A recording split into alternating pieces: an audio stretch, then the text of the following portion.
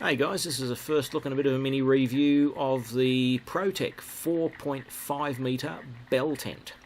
These were originally designed by a bloke called Henry Sibley around the 1850s for the US Army. So you'll often find them referred to as a Sibley Bell tent. The designs have evolved a little bit over the years. They've now sort of got walls to them and a few extra vents and like mesh in the door, which they never used to have. But the basic design's been around for quite some time. These are usually made in canvas. You will find a couple of polycotton versions and the odd nylon version, and you can generally buy them in 3, 4, 4.5, 5 and 6 metre diameters. This one's a 4.5, and then some manufacturers do make a 7 metre and an 8 metre diameter bell tent as well. Now, along with the various materials, you'll also get them in various grades. You might buy like a standard or an ultimate or a deluxe or a pro or a Protech, which this one is. The canvas is 360 GSM, so it's a bit heavier canvas.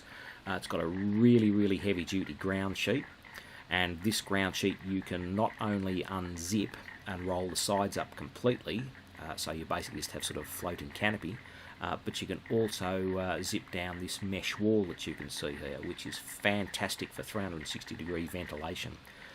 Between that and the vents in the roof and the mesh in the doorway and the breathability of the canvas, this is about as comfortable a tent as you will get in summer. And what really sort of sold me on these was, being canvas, you can install a stove in them. So in the winter months, instead of, if it's 5 degrees or something outside, instead of just sort of going in the tent and being freezing cold, you can fire up a little stove and sit there around it, just like we do at home anyway. Pitching's pretty straightforward. Peg in the ground sheet, 12 pegs, put the centre pole up. There's an A-frame pole that goes in the doorway. Then you peg out and tension about 13 guy ropes and you're done. My very first pitch took me around about 20 minutes by myself, and it takes me a lot longer than that to pitch my Oztent RV4 by the time you put on the fly, the side panels, the front panel, and put the awning out, do all the guy ropes on that. So for the size of this, it's a pretty fast pitch. The other really good thing about these is they can be quite sturdy in the wind, and I've been told of them standing up to 50 knot winds and 10 inches of overnight rain in one case. So they're a pretty sturdy tent. This is the 4.5 metres. You can see heaps of space inside, double bed, couple of chairs, throw my guitar in there on the stand, room for the stove and room for a table as well.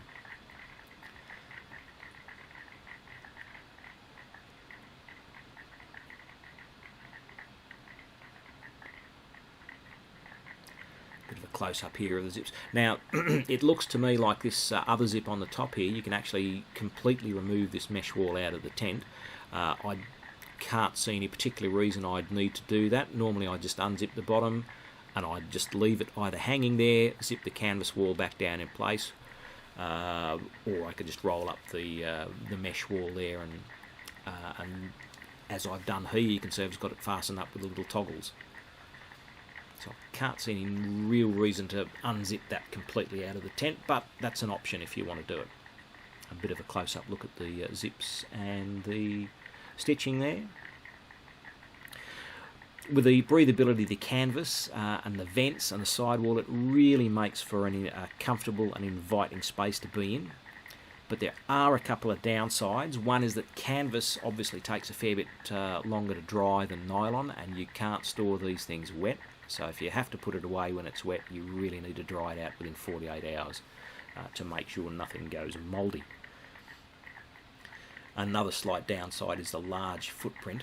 Now here I'm just demonstrating the space in the 4.5. I'm in no danger of touching the canvas with my head, and I've also probably got sort of 8 inches to a foot clearance between my feet and the poles, the centre pole rather. The other disadvantage with these is the large footprint.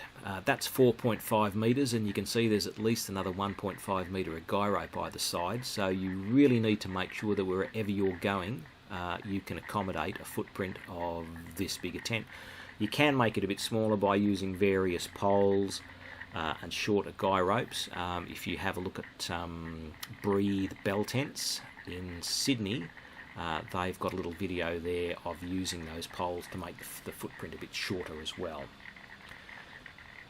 The other thing is they're not light. This is about 30 kilos, so for me it basically goes from car straight onto a trolley and vice versa. So I try not to carry this anywhere. I always use a trolley to move it around, which a cheap folding compact trolley folds flat and was, you know, $30.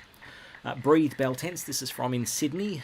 Lucy was great to deal with, answered all my emails really quick, so if you were thinking about one of these, jump onto their website and have a look.